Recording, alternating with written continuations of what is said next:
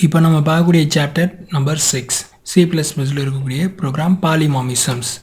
So பாலிமார்மிசம் அப்படின்னா என்னென்னா many forms. பாலிமார்மிசம் அப்படின்னா ஃபார்ம்ஸ். ஸோ இதில் என்னென்னா 2 டைப்ஸ் இருக்குது. ஒன்று வந்து ஸ்டாட்டிக் பாலிமார்மிசம், இன்னொன்று டைனமிக் பாலிமார்மிசம். ஸ்டாட்டிக் பாலிமார்மிசம் அப்படின்னா ஒன்ஸ் டிக்ளேர் பண்ணிட்டேன் அப்படின்னா இதை வந்து நம்ம சேஞ்ச் பண்ண முடியாது. ஸோ லாஸ்ட் வரைக்கும் இதே தான் நம்மளால ஃபாலோ ஆகிட்டே இருக்கும். டைனமிக் பாலிமார்மிசம்னா ரன் டைமில் எனக்கு சேஞ்சஸ் ஆகிட்டே இருக்கிறது தான் டைனமிக் பாலிமார்மிசம் அப்படின்னு சொல்கிறோம். இதுக்கு எக்ஸாம்பிள் நம்ம சொல்லலாம். ஸ்டாட்டிக் பாலிமார்மிசம்னா நம்ம காலேஜ் சைடு, ஸ்கூல் சைடு இதெல்லாம் வந்து நம்ம இஷ்டத்துக்கு நம்ம மேனுவலாக போய் சேஞ்ச் பண்ண முடியாது. ஸோ இதை ஸ்டாட்டிக் பாலிமார்மிசம் நம்ம சொல்கிறோம். ஸோ டைனமிக் பாலிமார்மிசம் இப்போ ஜிமெயில் அக்கௌண்ட் நம்ம வச்சிருக்கோம். ஜிமெயில் அக்கௌண்ட்டில் வந்து பேக்ரவுண்ட் கலர் சேஞ்ச் பண்ணுறது, என்னோட ஃபாண்ட் டிசைன்ஸ் மாற்றுறது, என்னோட பேக்ரவுண்ட் இமேஜை சேஞ்ச் பண்ணுறது, இதெல்லாம் நான் ரன் டைம்லேயே சேஞ்சஸ் பண்ணிக்கலாம். இதை தான் நான் வந்து டைனமிக் பாலிமார்மிசம் அப்படின்னு சொல்லி சொல்றோம். ஸ்டாட்டிக் பாலிமார்மிசம் அப்படின்னா அதுல ஒரு டைப் நம்ம ஓவர்லோடிங் அப்படின்ற ஒரு கான்செப்ட் இருக்கு. ஸோ ஓவர்லோடிங் அப்படின்னா என்ன? Same method different parameter is called overloading. So same method அப்படின்னா என்ன? என்னோட ஃபங்க்ஷன் வந்து ஒரே ஃபங்க்ஷனா இருக்கும், பட் நான் நிறைய கால் பண்ற இடம் வந்து டிஃப்ரெண்டா இருக்கும். இதை தான் ஓவர்லோடிங் சொல்லி சொல்றோம். So void add int, float. So void addன்றது என்னோட மெத்தட், int, floatன்றது நான் யூஸ் பண்ணக்கூடிய பேராமீட்டர்ஸ். ஸோ இதே மாதிரி அடுத்து இதே ஆட் ஃபங்க்ஷனை மறுபடியும் கால் பண்ணுறேன். void add float, character. அப்போ ஃபர்ஸ்ட் நான் int, float யூஸ் பண்ணேன். ஸோ செகண்ட் டைம் கால் பண்ணும்போது, செகண்ட் ஃபங்க்ஷனுக்கு நான் கால் பண்ணும்போது float, character அப்படின்றத நான் கால் பண்ணுறேன். இதுதான் ஓவர்லோடிங் கான்செப்ட். ஸோ இதுக்கு அடுத்து ஓவர் ரைடிங். ஸோ ஓவர்லோடிங்க்கு அப்படியே ஆப்போசிட் தான் ஓவர் ரைடிங். ஓவர்லோடிங் என்ன இருந்துச்சு? Same method different parameter. இதுல என்ன இருக்கும்? same method same parameter, that is called overriding. இதுல என்ன இருக்கும்னா நான் கொடுத்த வந்து ஃபங்க்ஷன் வந்து எல்லா இடத்துலயும் சேம் நேம்ல தான் கால் ஆகும். சேம் டைம் என்னோட பேராமீட்டரும் சேமா தான் இருக்கணும். ஸோ இதை தான் நம்ம ஓவர்ரைடிங் சொல்லி சொல்றோம். இதுக்கான ரியல் டைம் எக்ஸாம்பிள் அப்படின்னு சொல்லலாம் மை செல்ஃப் தான் ஓவர்லோடிங் ஓவர்ரைடிங்கான பெஸ்ட் எக்ஸாம்பிள்ஸ். ஸோ இதுக்கு அடுத்து ஓவர் ரைடிங்க்கும் ஓவர்லோடிங்க்கும் என்ன டிஃபரன்ஸ் அப்படின்னு பார்க்கலாம். So same method different parameter is overloading polymorphisms. So என்னோட மெத்தட் நேம் சேமாக இருக்கும், பட் ஆனால் கால் பண்ணக்கூடிய பேராமீட்டர்ஸ் டிஃப்ரெண்டாக இருக்கும். ஓவர் ரைடிங்கில் மெத்தட் நேம் சேமாக இருக்கணும், கால் பண்ண பேராமீட்டரும் சேமாக இருக்கணும். அப்படி இருந்துச்சுன்னா அதுக்கு பேர் ஓவர் ரைடிங். ஸோ இதுக்கான எக்ஸாம்பிள் எப்படி இருக்குன்னா void add int, int, void add float, int, void add character, int. So இந்த மாதிரி டிஃப்ரெண்ட் டைப்பாக நம்ம கொடுக்கக்கூடிய பாட்டு தான் ஓவர்லோடிங் சொல்கிறோம். ஓவர் ரைடிங் நான் ஒன்ஸ் டிக்ளேர் பண்ணேன்னா அதே பேட்டர்ன் தான் கடைசி வரைக்கும் நான் ஃபாலோ பண்ணணும். இதை தான் ஓவர் ரைடிங் கான்செப்ட்ல சொல்றோம். Overloading is a static polymorphism. Overriding is a dynamic polymorphism. Overloading is also called a compiler. So ஓவர்லோடை வந்து என்னன்னா கம்பைலர்னு சொல்கிறோம். ஸோ கம்பைலர் என்ன பண்ணும் அப்படின்னா என்னோட ப்ரோக்ராம் தேவையான செட் ஆஃப் ரூல்ஸ் அண்ட் ரெகுலேஷனை கொடுக்கக்கூடிய பாட்டு தான் கம்பைலர். இது என்னோட ப்ரோக்ராம் எந்த ப்ரோக்ராம் கிரியேட் பண்ணாலும் கான்ஸ்டன்ட்டாக இருக்கும். ஸோ இதனால தான் இந்த ஓவர்லோடிங்கை கம்பைலர் ப்ராசஸ்ன்னு சொல்லி சொல்கிறோம். Run time process. So run டைமில் வந்து ஓவர் ரைடிங் சொல்கிறோம். நான் ரன் டைமில் என்டர் a, b வேல்யூ அப்படின்னு கொடுத்தேன்னா ஸோ என்னோட இஷ்டப்படி எனக்கு என்ன தோணுதோ அந்த நம்பரை நான் அடிப்பேன். அப்போ ஈச் அண்ட் எவ்ரி டைம் நான் ப்ரோக்ராம் பண்ணும்போது சேம் நம்பர் நான் கொடுக்கணும்னு அவசியம் கிடையாது. என்னோட நம்பர் மாறிக்கிட்டே இருக்கும். இதை தான் ஓவர் ரைடிங் கான்செப்ட்ல ரன் டைம் ப்ராசஸ் சொல்லி சொல்றோம்.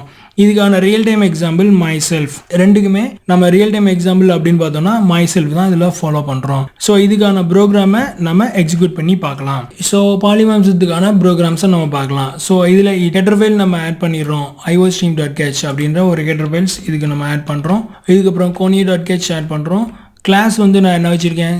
ஷேப் அப்படின்ற ஒரு கிளாஸை நான் இங்கே வச்சுருக்கேன். ஸோ இதில் நான் என்ன பண்ணியிருக்கேன்? இன்ட்டு வித் அண்ட் ஹைட் அப்படின்ற 2 வேரியபிள் கொடுத்துருக்கேன். இதுக்கப்புறம் என்னோட பப்ளிக்கில் நான் யூஸ் பண்ணக்கூடிய மெத்தட் ஷேப் அப்படின்றது கொடுத்துட்டு int h = 0, int b = 0. So அப்போ இதில் நான் பேராமீட்டர் இன்ட்டு a, bன்றதை கால் பண்ணியிருக்கேன். இதுக்கப்புறம் வித் வந்து a, ஹைட் வந்து பின்னு சொல்லி கொடுத்துருக்கோம். நெக்ஸ்ட் இதோட ஏரியா. என்னோட மெத்தட் வந்து என்ன? இன்ட்டு ஏரியான்றதான் என்னோட மெத்தட். இதில் என்ன பண்ணியிருக்கோம் அப்படின்னா பேரண்ட் கிளாஸஸ் ஏரியா. அப்போ ஏரியா ப்ராசஸ் வந்து நான் எங்க வச்சுக்கணும்? அது இங்கே கால் ஆகணும். இதுக்கப்புறம் செகண்ட் கிளாஸஸ் ரெக்டாங்கிள் அப்படின்ற ஒன்று வச்சிருக்கேன். இதுல ரெக்டாங்கிளை வச்சு நான் என்ன பண்றேன்னா பப்ளிக் ஷேப். அப்போ பப்ளிக்ன்ற ஒரு கிளாஸை செகண்ட் கிளாஸ்ல யூஸ் பண்றதுக்காக பப்ளிக் என்னோட ஷேப்பை வந்து நான் இங்கே கால் பண்ணியிருக்கேன். ஸோ இப்போ கால் பண்ணும்போது அங்கே யூஸ் பண்ண ஏபி, அதாவது வித் ஹைட் வந்து நான் இந்த ஷேப்புக்கு வந்து நடக்குது a, b அப்படின்றது.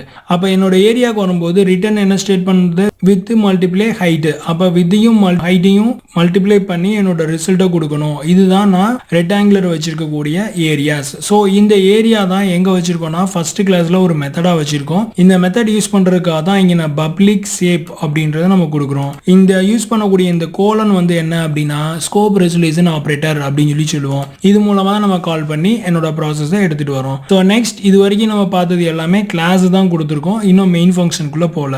ஸோ இதில் நான் எத்தனை வச்சிருக்கேன், 3 கிளாஸ் வச்சிருக்கேன். ஷேப் அப்படின்ற ஒரு கிளாஸ், இதுதான் என்னோட பேரண்ட் கிளாஸ். ஸோ இதுக்கு அடுத்து ரெக்டாங்கிள் அப்படின்ற ஒரு சைல்டு கிளாஸும் ட்ரையாங்கிள் அப்படின்ற ஒரு இன்னொரு சைல்டு கிளாஸும் கிரியேட் பண்ணிக்கிறேன். ஸோ இந்த 2 சைல்டு கிளாஸையும் நான் கொண்டுட்டு வந்து மெயின் ஃபங்க்ஷனில் கொடுக்குறேன். ஸோ மெயின் ஃபங்க்ஷன் வந்து ஷேப்புக்கு வந்து ஒரு ஆப்ஜெக்ட் கிரியேட் பண்ணி வச்சுக்கிறேன், ஸ்டார் ஷேப் அப்படின்றது. அடுத்து ரெக்டாங்கிளுக்கு 2 வேரியபிள் பாஸ் பண்ணணும், அது 10,7 and 10,5 அப்படின்ற பார்ட் நம்ம இங்கே கொடுக்குறோம். அடுத்து என்ன ஆகுது, store address of the rectangle. So இதில் என்ன பண்ணியிருக்கோம், ஷேப்பு ஸ்டார் ரிசல்ட்னு இருக்கு. அப்போ இதில் என்ன ஆகுதுன்னா என்னோட ஷேப்புக்கான வேல்யூஸ் என்ன அப்படின்றத போய் ஸ்டோர் பண்ணி வைக்கும். இதுக்கு அடுத்து store the address of triangle. So first ரெக்டாங்கிளுக்கு பார்த்தோம், இதுக்கப்புறம் ட்ரையாங்கிளுக்கான பாட்டை நம்ம கொடுக்குறோம். ஸோ இப்போ இங்கே என்ன இருக்கு அப்படின்னா ஷேப்புன்றது ஒரே ஒரு மெத்தட். இதில் யூஸ் பண்ண ஏரியா தான் நம்ம ரெக்டாங்கிளுக்கும் யூஸ் பண்ணுறோம், ட்ரையாங்கிளுக்கும் யூஸ் பண்ணுறோம். ரெக்டாங்கிளை யூஸ் பண்ணும்போது இண்டிஜராகவும், ட்ரையாங்கிளுக்கு யூஸ் பண்ணும்போது ஃப்ளோட்டாகவும், ஷேப்புக்கு யூஸ் பண்ணும்போது இண்டிஜராகவும் யூஸ் பண்ணுறோம். ஸோ அப்போ ஒரே ஒரு மெத்தடை வச்சு மல்டிபிள் ப்ராசஸ் ஆக்சஸ் பண்றோம். இதுதான் பாலிமாம்ஸ்னு சொல்றோம். இதுதான் ஓவர்லோடிங் கான்செப்ட்ல நம்ம சொன்னோம். ஸோ இதுக்கு முன்னாடி ஓவர்லோட் கான்செப்ட்ல மை செல்ஃப் அப்படின்னு சொல்லி சொன்னோம். ஸோ இதுக்கு என்ன மீன் அப்படின்னா, இப்போ ஃபார் ஸ்டூடெண்ட் அப்படின்னு பார்த்தீங்கன்னா அவங்க ஸ்கூலுக்கோ காலேஜுக்கோ போனால் அவங்க என்ன ஆயிடுவாங்க, ஒன் ஆஃப் த ஸ்டூடெண்டாக மாறிடுறாங்க. இதே அவங்க வந்து வீட்டுக்கு வராங்க, ஸோ வீட்டுக்கு வந்ததும் அவங்க பேரண்டோட சைல்டாக இருக்காங்க. இன்னொன்று அவங்க ஃப்ரெண்டுக்கு வீட்டில் ஒரு ஃபங்க்ஷன் போகிறாங்க, ஒன் ஆஃப் த ஃப்ரெண்டாக போய் அந்த ஃபங்க்ஷன் அட்டன் பண்ணுறாங்க. அப்போ ஃபார் எக்ஸாம்பிள் என்னோட ஸ்டூடெண்ட் வந்து ராஜு அப்படின்னா, ராஜு காலேஜுக்கு போனால் அவன் ஒன் ஆஃப் த ஸ்டூடெண்ட். அதே ராஜு வீட்டுக்கு வந்தானா அவன் ஒன் ஆஃப் த சைல்டு, அவங்க பேரண்ட்டுக்கு ஒன் ஆஃப் த சைல்டாக மாறிடுறான்.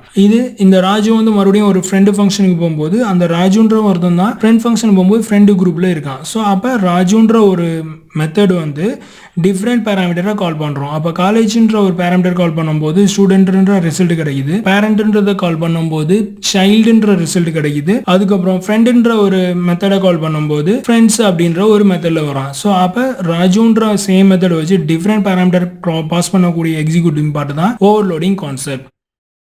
இப்போ நம்ம பார்க்க போகிறது வந்து பாலிமாமிசம் பற்றி பார்க்க போகிறோம். பாலிமாமிசத்தில் ஓவர்லோடிங் கான்செப்ட். ஓவர்லோடிங் கான்செப்ட்னா என்ன, சேம் மெத்தட் டிஃப்ரெண்ட் பேராமீட்டர்ஸ். ஒரே ஒரு ஆர்குமெண்ட் வச்சுட்டு ஒரே ஒரு ஃபங்க்ஷனை வச்சுட்டு டிஃப்ரெண்ட் டைப்பாக நான் ப்ராசஸ் பண்ணேன் அப்படின்னா இதை வந்து தான் ஓவர்லோடிங் கான்செப்ட்னு சொல்லி சொல்கிறோம். ஸோ இப்போ நான் என்ன பண்ணியிருக்கேன் அப்படின்னா என்னோட ஹெடர் ஃபைல் ஸ்டார்ட் பண்ணியிருக்கோம். கிளாஸில் வந்து ஃப்ராக்ஷன் அப்படின்ற ஒரு கிளாஸ் நேம் கொடுத்துருக்கேன். உள்ள இன்ட்டில் வந்து நம்பர் அண்ட் 10 அப்படின்னு 2 வேரியபிள் நான் கொடுத்துருக்கேன். Public fraction into n, into d. இதுதான் நான் வந்து என்னோட மெத்தட் வந்து டிஃப்ரெண்ட் டைப்பில் நான் ஆட் பண்ண போறோம். சோ இதுக்கு அடுத்து ஆபரேட்டர் கொடுத்திருக்கோம், float கான்ஸ்டன்ட் சொல்லி கொடுத்திருக்கேன். இப்போ நம்பர் n வந்து n என்ற ஒரு வேரியபிளுக்கும் 10 வந்து d என்ற ஒரு வேரியபிளுக்கும் மாத்திருக்கேன். சோ ஆபரேட்டர் ஓவர்லோடிங்ல என்ன நடக்குது அப்படின்னா என்னோட ஆபரேட்டர்ஸ் வந்து மாத்தி எனக்கு கொடுக்கணும். சோ ரிட்டர்ன்ல வந்து float நம்பர் டிவைட் பை floatல 10. அப்ப நம்பரையும் 10ஐயும் டிவைட் பண்ணி என்னோட ஆன்சர்ன்றது சொல்லணும். சோ இதை வந்து நான் ஒரு கிளாஸ்ல எழுதி என்னோட ஓவர்லோடிங் கான்செப்ட் நான் இதுல கொடுத்திருக்கேன். இதுல இன்னொரு நான் என்ன பண்ணிருக்கேன் அப்படின்னா கன்ஸ்ட்ரக்டர் வந்து நான் யூஸ் பண்ணிருக்கேன். என்னோட கிளாஸ் நேம் என்னோட மெத்தட் நேமும் சேமா இருக்கு. சோ இப்படி இருந்துச்சுன்னா அதுக்கு வந்து கன்ஸ்ட்ரக்டர் சொல்லுவோம். இதுல பாராமீட்டர் பாஸ் பண்ணிக்கனால இத பாராமீட்டர் கன்ஸ்ட்ரக்டர் அப்படின்னு சொல்லி சொல்றோம். இதுக்கு அடுத்து என்னோட மெயின் ஃபங்க்ஷன்ல நான் கால் பண்றேன்.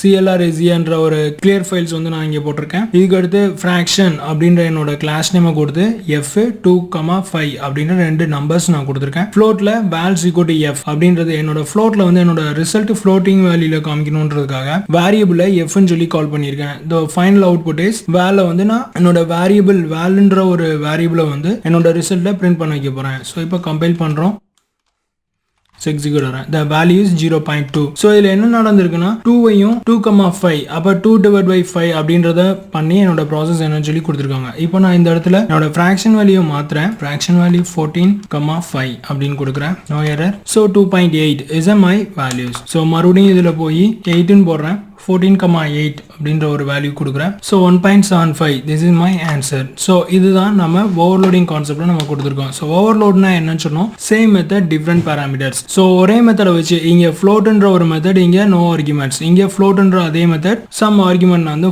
பாஸ் பண்ணியிருக்கேன். இதை பாஸ் பண்ணி தான் என்னோட வேல்யூ இங்கே கொடுத்துருக்கேன் 14,8 அப்படின்னு. ஸோ இங்கே நான் வந்து 12,13 அப்படின்ற ஒரு வேல்யூ நான் பாஸ் பண்றேன். இப்போ என்னோட வேல்யூ எக்ஸிக்யூட் பண்றேன். 0.923077 ஃப்ளோட்டிங் கொடுத்தனால பாயிண்ட்டுக்கு அப்புறம் என்னோட இதுல 6 டிஜிட்ஸ் வந்து எனக்கு வேல்யூ டிசைன் பண்ணி காமிக்குது. ஸோ இதுதான் நம்ம ஓவர்லோடிங் கான்செப்ட்ல நம்ம பார்த்தது.